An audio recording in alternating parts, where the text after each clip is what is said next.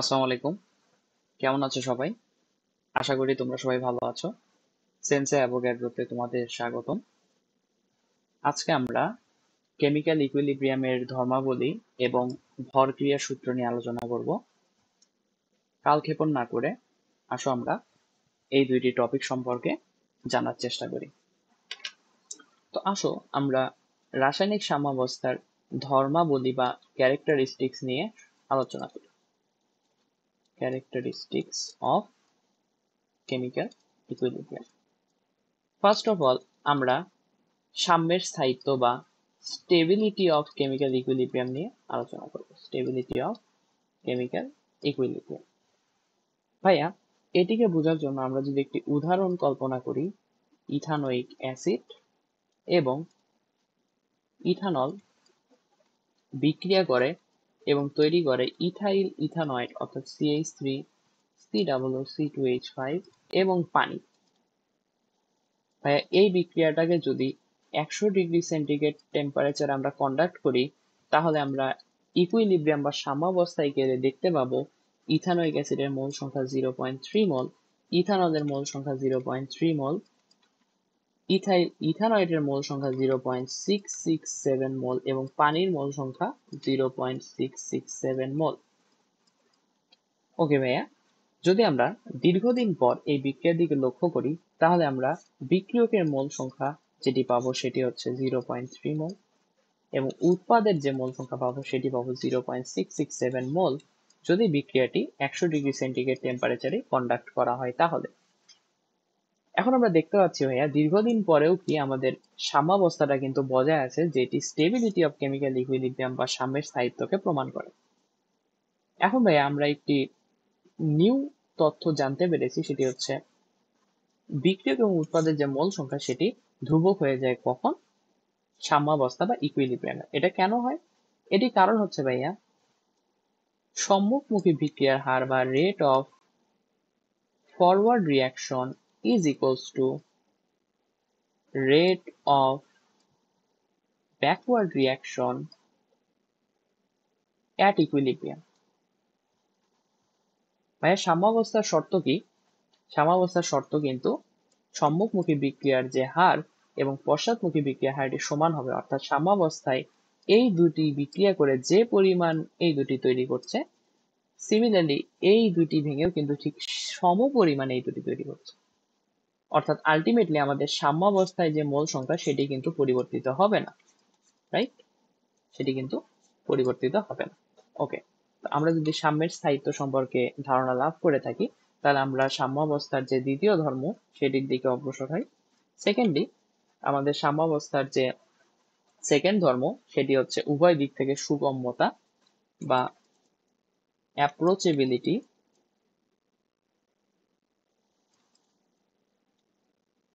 From both side.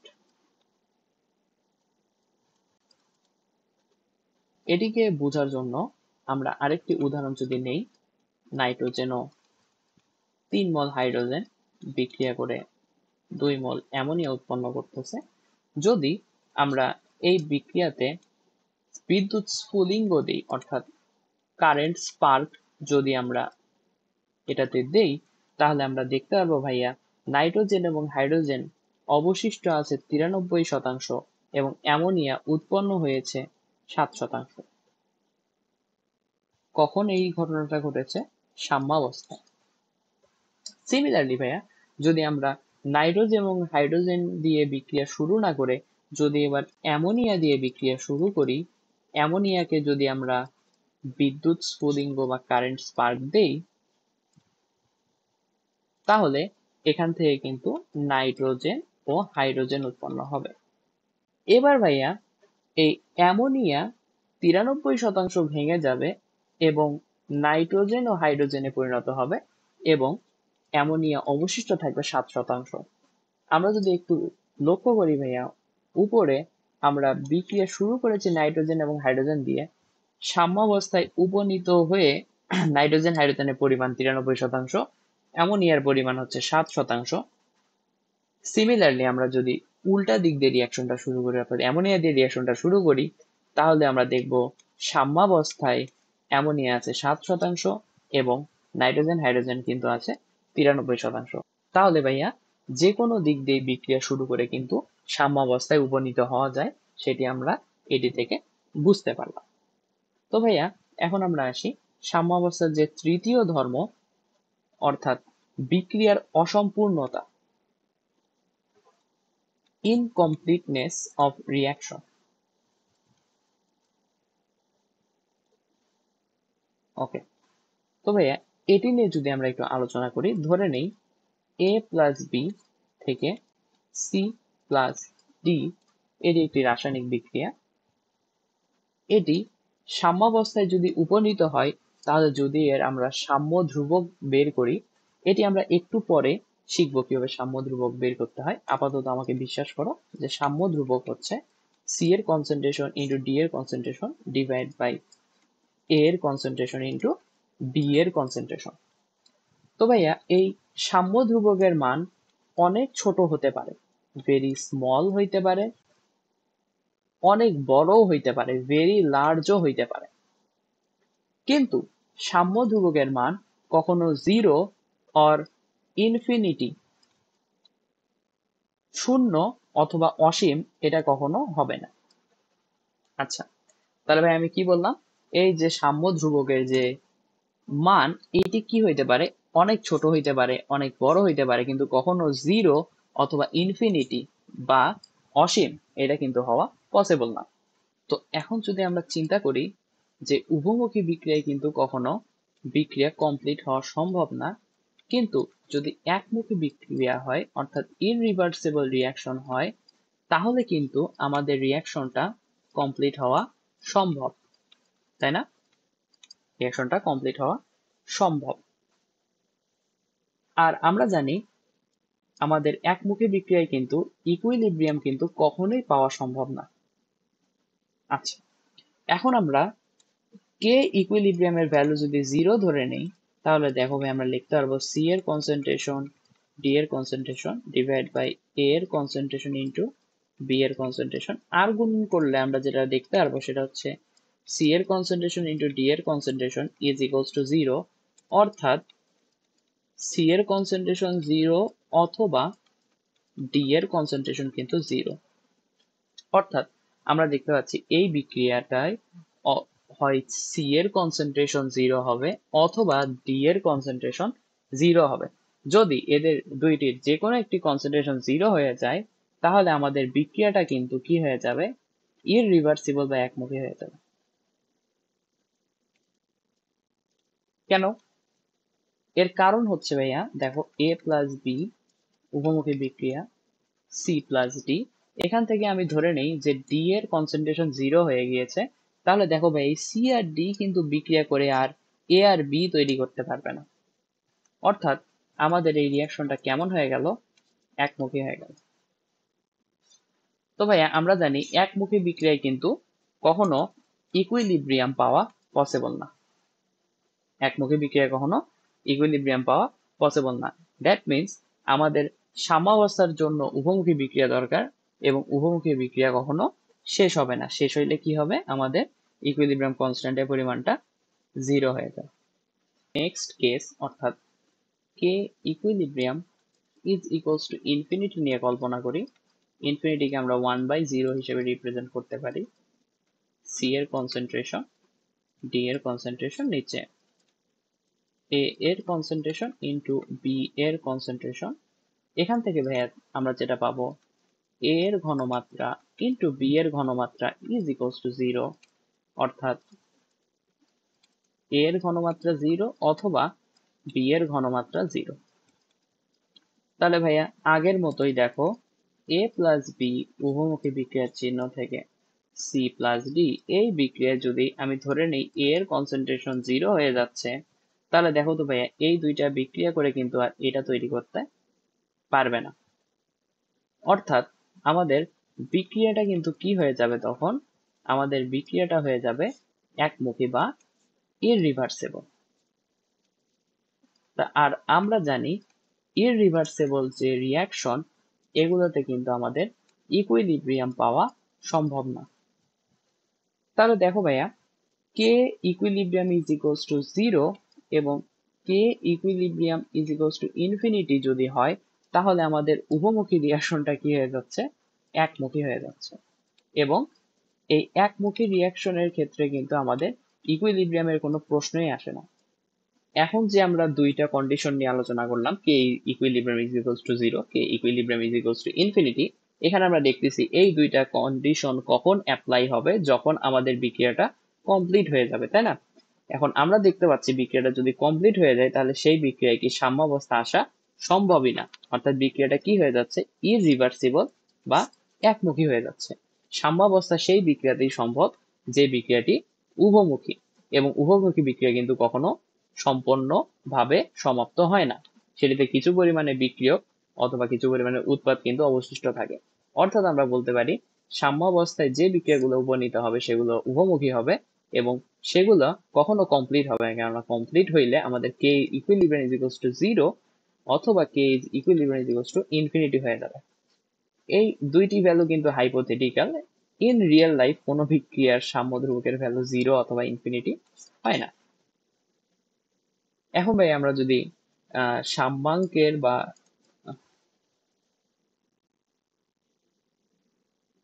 এখন যদি ভাই আমরা সাম্যাবস্থার 4 নাম্বার ধর্মাবলী সম্পর্কে আলোচনা করি, সেটি হচ্ছে প্রভাবকের প্রভাবহীনতা।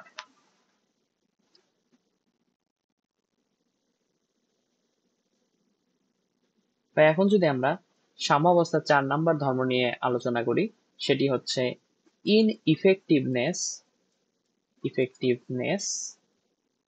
অফ ক্যাটালিস্ট, অর্থাৎ প্রভাবকের প্রভাবহীনতা। ভাইয়া ক্যাটালিস্ট কি করে? ক্যাটালিস্ট অর্থাৎ প্রভাবক কি করে? বিক্রিয়ার গতিকে বাড়ায়, increases the rate of reaction.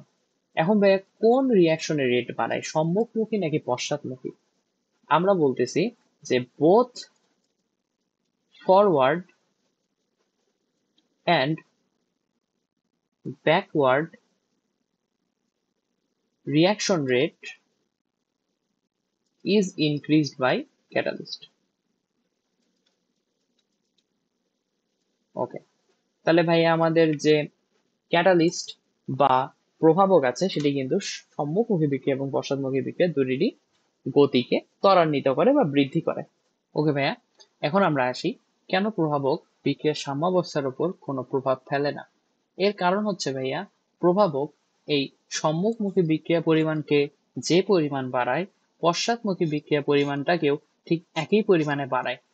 অর্থাৎ সে সম্মুখমুখী বিক্রিয়ার হার এবং পশ্চাৎমুখী বিক্রিয়ার হারটাকে সেম পরিমাণে বাড়ায়, সেম রেটে কি করে, ইনক্রিজ করে। কাকে? ফরওয়ার্ড রিয়াকশন রেট এবং ব্যাকওয়ার্ড রিয়াকশন রেট। তো ভাইয়া সম্মুখমুখী বিক্রিয়ার হারকে যে পরিমাণ বাড়ায়, পশ্চাৎমুখী বিক্রিয়ার হারকেও ঠিক একই পরিমাণে বাড়ানোর কারণে কিন্তু আলটিমেটলি সাম্যাবস্থার উপর কোনো ইফেক্ট আমরা দেখতে পাই না। প্রভাবকে কিন্তু সাম্যাবস্থার উপর কোনো প্রভাব নেই, কিন্তু বিক্রিয়ার হারের উপর কিন্তু প্রভাবকের একটি ইফেক্ট আছে। তো যদি আমরা ভাইয়া একটু লক্ষ্য করি আমাদের রেট ভার্সেস টাইমের যে গ্রাফটি ছিল আগের ভিডিওয়, সেটি যদি আমরা একটু লক্ষ্য করি, ভাই আমরা জানি বিক্রিয়ার শুরুতে বিক্রিয়কের পরিমাণ বেশি থাকে, অর্থাৎ ফরওয়ার্ড রিয়াকশনের পরিমাণটা কমতে থাকে, এবং আমাদের যে ব্যাকওয়ার্ড রিয়াকশনের পরিমাণটা আস্তে আস্তে বাড়তে থাকে। এক সময় তারা যে সাম্যাবস্থায় উপনীত হয়, অর্থাৎ এই যে আমাদের লাইনটা আমরা দেখতে পাচ্ছি, এই লাইনের পরে আমাদের সাম্যাবস্থায় উপনীত হয়েছে। এটি হচ্ছে একটি আনক্যাটালাইজড রিয়াকশনের ক্ষেত্রে। যদি আমরা রিয়াকশনটাকে ক্যাটালাইজড করি, যদি আমরা রিয়াকশনটাকে কি করি, ক্যাটালাইজড করি, তাহলে দেখো ভাইয়া আমাদের সাম্যাবস্থাটা একটু আগে উপনীত হবে, রাইট? দেখো ভাইয়া সাম্যাবস্থাটা উপনীত হয়েছে আমাদের এখানে। এদিকে যদি আমি ধরে নিই T2 এবং এটিকে যদি আমি ধরে নিই T1, তাহলে আমরা দেখতে পাচ্ছি T2 is less than T1, অর্থাৎ সাম্যাবস্থাটা কি আগে উপনীত হয়েছে, কিন্তু সাম্যাবস্থার উপর অর্থাৎ বিক্রিয়ক এবং উৎপাদের যে মোল সংখ্যা সাম্যাবস্থায়, সেটির উপর কিন্তু প্রভাবক কোনো ইফেক্ট ফেলে নাই।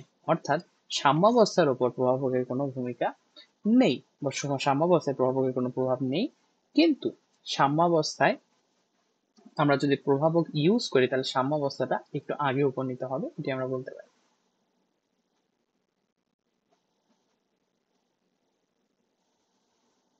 ওকে ভাই, তো T2 লেস দেন T1 আমরা দেখতে পাচ্ছি যে যদি আমরা প্রভাবক ব্যবহার করি তাহলে আমাদের সাম্যাবস্থাটা কি একটু আগে উপনীত হবে, যদি প্রভাবক ব্যবহার না করি তাহলে আমাদের সাম্যাবস্থাটা একটু পরে উপনীত হবে, তাই না?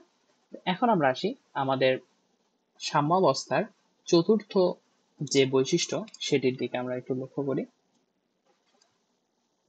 সাম্যাবস্থায় অর্থাৎ অ্যাট ইকুইলিব্রিয়াম আমাদের যে চাপ অর্থাৎ প্রেসার এটি কনস্ট্যান্ট হয়ে যাবে, টেম্পারেচারও কিন্তু কনস্ট্যান্ট হয়ে যাবে। চাপ, তাপমাত্রা এগুলো সবকিছু কি হয়ে যাবে, ধ্রুবক হয়ে যাবে। যেমন ভাইয়া ক্যালসিয়াম কার্বনেট এর বিয়োজন থেকে ক্যালসিয়াম অক্সাইড ও কার্বন ডাইঅক্সাইড তৈরি হয়। এই যে আমাদের বিক্রিয়া, এই বিক্রিয়াটা সাম্যাবস্থায় উপনীত হইলে এর যে প্রেসার আছে, প্রেসার কার্বন ডাইঅক্সাইডের প্রেসার, এটি কি হয়ে যাবে, কনস্ট্যান্ট হয়ে যাবে।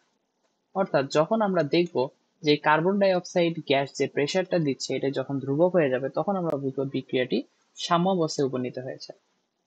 কেননা ভাইয়া সাম্যাবস্থায় কি হয়, আমাদের যে বিক্রিয়ার মিডিয়ামের যে প্রেসারটা কি হয়ে যায়, ধ্রুবক হয়ে যায়। সিমিলারলি টেম্পারেচারটাও কিন্তু কনস্ট্যান্ট। এই বিক্রিয়াটা ভাইয়া যদি আমি 100°C টেম্পারেচারে কন্ডাক্ট করি এবং এটি যদি সাম্যাবস্থায় থাকে, আমি যদি ধরে নিই এই বিক্রিয়াটা 100°C করা হয়েছে এবং এই বিক্রিয়াটি সাম্যাবস্থায় আছে, যদি এই বিক্রিয়াটায় আমরা তাপ প্রদান করি 200°C করি তাহলে আমাদের সাম্যাবস্থার যে দিক সেটি ডান দিক অথবা বাম দিকে কি করবে, শিফট করবে। কিভাবে শিফট করবে আমরা পরবর্তীতে জানতে পারবো। সো আমাদের এখান থেকে যে জানার বিষয়, সাম্যাবস্থায় কি হয়, চাপ এবং তাপমাত্রা দুটি কি হয়ে যায়, ধ্রুবক বা কনস্ট্যান্ট হয়ে যায়। সাম্যাবস্থার নেক্সট বৈশিষ্ট্যের দিকে অগ্রসর হই। সাম্যাবস্থায় বা অ্যাট ইকুইলিব্রিয়াম আমাদের যে কালার অফ এ রিয়াকশন অর্থাৎ একটা বিক্রিয়ার যে বর্ণ, সেই বর্ণটি কিন্তু কি হয়ে যাবে, কনস্ট্যান্ট হয়ে যাবে। আমরা ধরে নিই ভাইয়া একটা বিক্রিয়া কন্ডাক্ট হয়ে সেখান থেকে একটা স্পেসিফিক কালার বা একটি বর্ণ সৃষ্টি হয়, ওই বর্ণটি যখন স্থির হয়ে যাবে অর্থাৎ ওই বর্ণটির রং যখন পরিবর্তন হওয়া বন্ধ হয়ে যাবে তখন আমরা বুঝবো যে বিক্রিয়াটি সাম্যাবস্থায় পৌঁছে গেছে। যেমন আমরা উদাহরণ হিসেবে নাইট্রোজেন টেট্রাঅক্সাইড এর বিয়োজন কে ধরে নিতে পারি। তোমরা এখানে যে নাইট্রোজেন টেট্রাঅক্সাইড দেখতে পারতেছো এটা হচ্ছে আমাদের কালারলেস কম্পাউন্ড, এবং আমাদের যে নাইট্রোজেন ডাই অক্সাইড দেখতে পাচ্ছ এটার একটা কিন্তু বাদামি বর্ণ আছে। তো ভাইয়া বিক্রিয়ার শুরুতে কিন্তু নাইট্রোজেন টেট্রাঅক্সাইড থাকে কিন্তু নাইট্রোজেন ডাই অক্সাইডের পরিমাণ কিন্তু 0। অর্থাৎ বিক্রিয়ার শুরুতে আমরা যে পাত্রে বিক্রিয়া করব তার যে কালার হবে সেটি কি হবে, কালারলেস বা বর্ণহীন। কেন হবে, কেননা বিক্রিয়ার শুরুতে শুধুমাত্র নাইট্রোজেন টেট্রাঅক্সাইড আছে এবং নাইট্রোজেন টেট্রাঅক্সাইড কি বর্ণহীন। কিন্তু সময় যত যাবে এটি ভেঙে কিন্তু নাইট্রোজেন ডাই অক্সাইড তৈরি করবে এবং আস্তে আস্তে কিন্তু কালার ডেভেলপ হওয়া শুরু করবে। সো আমি যদি লিখি আফটার সাম টাইম আমি একটা ব্রাউন কালার দেখতে পারবো, কেননা নাইট্রোজেন ডাই অক্সাইড তৈরি হতে থাকবে। এবং অ্যাট ইকুইলিব্রিয়াম যখন সাম্যাবস্থায় উপনীত হবে তখন আমরা একটা গাঢ় ব্রাউন বা বাদামি কালার দেখতে পাবো, যেটি কি হয়ে যাবে, স্থির বা স্টেবল হয়ে যাবে। যখনই এই বর্ণ পরিবর্তন হওয়াটা বন্ধ হয়ে যাবে তখন আমরা বুঝবো এই বিক্রিয়াটি কিসে উপনীত হয়েছে, সাম্যাবস্থায় উপনীত হয়েছে। অর্থাৎ সাম্যাবস্থায় যদি কোনো বিক্রিয়া উপনীত হয় তাহলে তার তাপমাত্রা, চাপ এবং তার রং যদি ওই বিক্রিয়ার কোনো ক্যারেক্টারিস্টিক বর্ণ থাকে সেটি কি হয়ে যাবে, স্থির হয়ে যাবে।